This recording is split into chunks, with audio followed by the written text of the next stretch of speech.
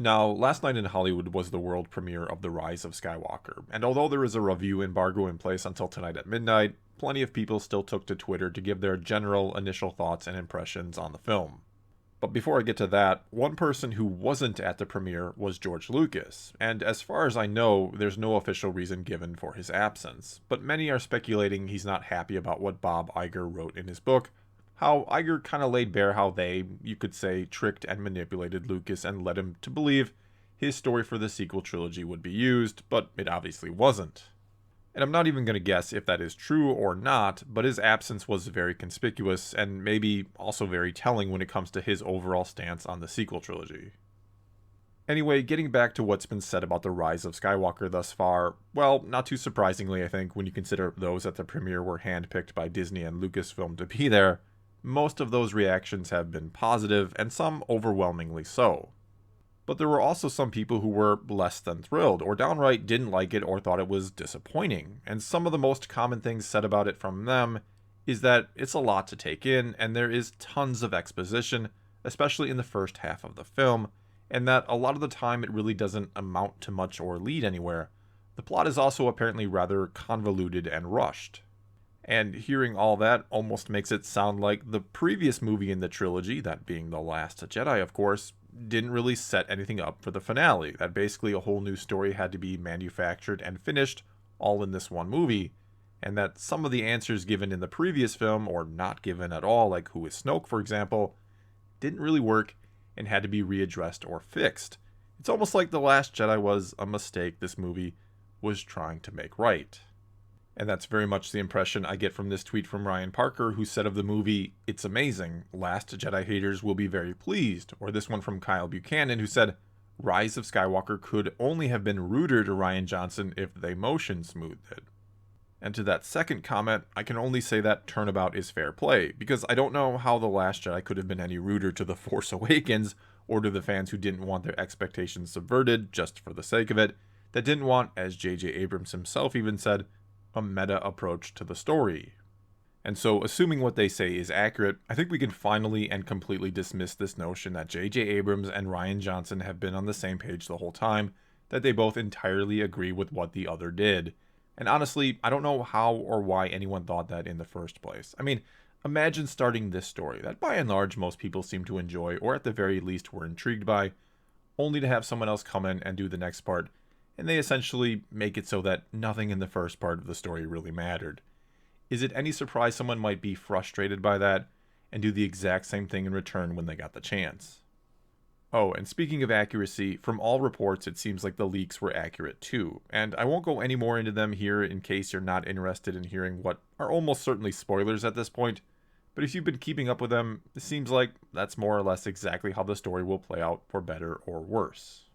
And going back to that tweet from Ryan Parker now about how Last Jedi haters will be happy, well, first, that's a pretty bold statement to make and says to me he's someone who probably didn't hate The Last Jedi himself and doesn't understand the real issues some fans have with it, or Disney Star Wars in general. Because just ignoring The Last Jedi or sort of undoing or soft retconning it is certainly not going to guarantee that those who didn't like The Last Jedi will be happy with The Rise of Skywalker. And there's this strange assumption out there that those who didn't like The Last Jedi didn't like it for one or two very particular story reasons. Like, they didn't like the way Luke was handled and thus they hate the movie. Or they didn't like Rey and thought she needed more training and thus they hate the movie. Or they thought the Canto Bight subplot was pointless. And sure, to some degree, maybe a large degree, that may be part of the reason why some don't like it.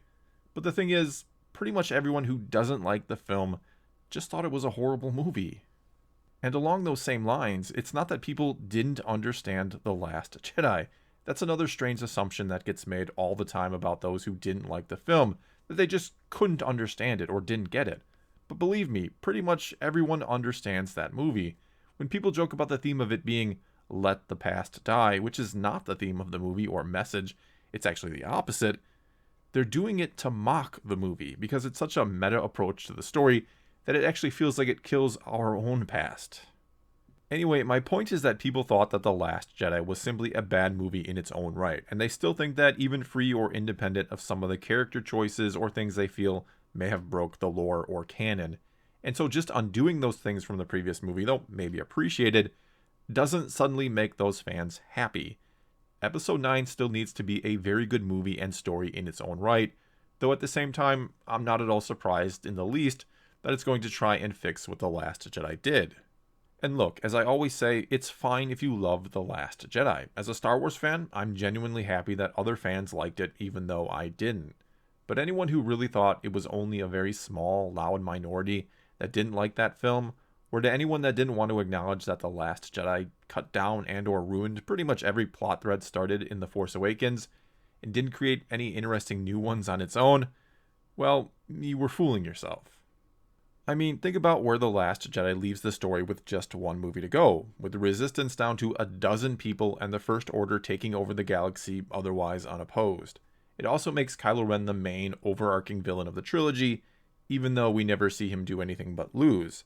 It's no wonder the next movie, The Rise of Skywalker, is supposedly burdened with too much exposition when it has to explain how in the hell the Resistance became a threat to the First Order again. It also has to explain either why Kylo Ren should actually be feared now, or it has to bring in a whole new villain, or recycle one, hence Palpatine, so that we can have a legitimate threat for Rey to have to face, after she saved the day in the last movie and barely got a scratch in the process. We also should have known that a soft retcon of The Last Jedi was coming just based off what J.J. Abrams has been saying lately about it and Rian Johnson, the little shots he's been taking at both of them, not to mention the advertising for The Rise of Skywalker, where we're constantly hearing how we're going to get Rey's real story or full story this time.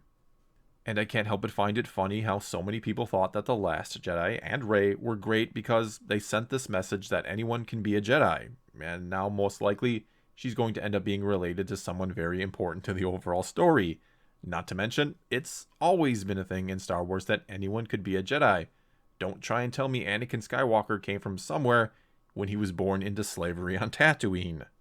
The final scene in The Last Jedi with Broom Boy looking up at the stars and daring to dream is the dumbest scene in all of Star Wars and shows how little Rian Johnson knows about or understands the franchise, because Anakin Skywalker was once a young slave boy who looked up at the stars, remember he wanted to see them all, and he dared to dream and wanted to be a Jedi.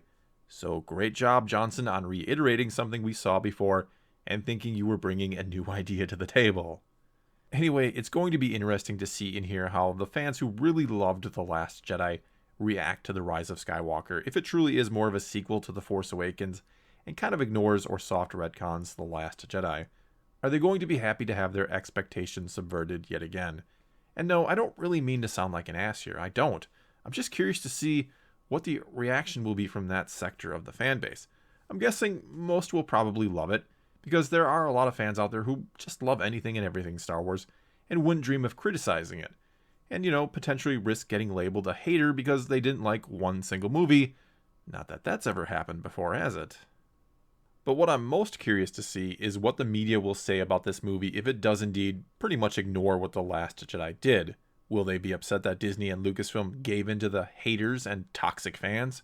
Even though the term toxic fan is now so overused, it has become yet another label of convenience, as I like to call it.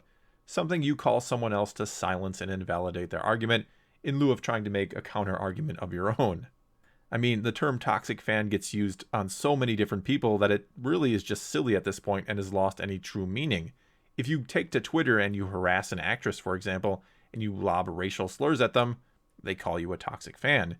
Yet if you think that, maybe the Holdo maneuver doesn't make a lot of sense and breaks the canon, and you voice your opinion, you'll often get called a toxic fan for that too. And obviously, there's just a little bit of a difference between those two things. Yet you get labeled one and the same. Again, it's the tactic of calling someone the worst thing you can think of, no matter how big or small their infraction is, in order to invalidate anything and everything they say.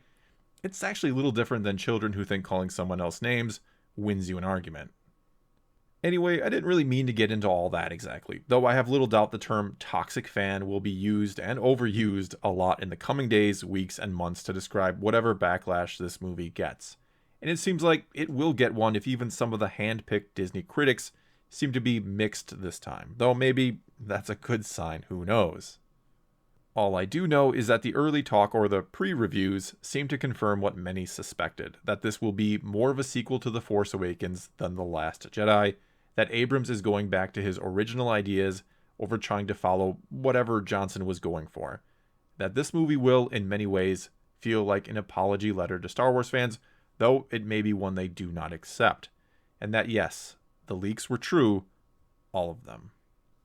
Well, that's all I've got for you this time. Now it's your turn to tell me what you think about any or all of this. What do you think about Lucas skipping out on the premiere? And are you surprised that it seems like The Rise of Skywalker is more of a sequel to The Force Awakens than The Last Jedi? And what do you think about the leaks apparently being all true? Whatever the case may be, go ahead and leave a comment below and let's talk some Star Wars. And until next time, thanks for watching.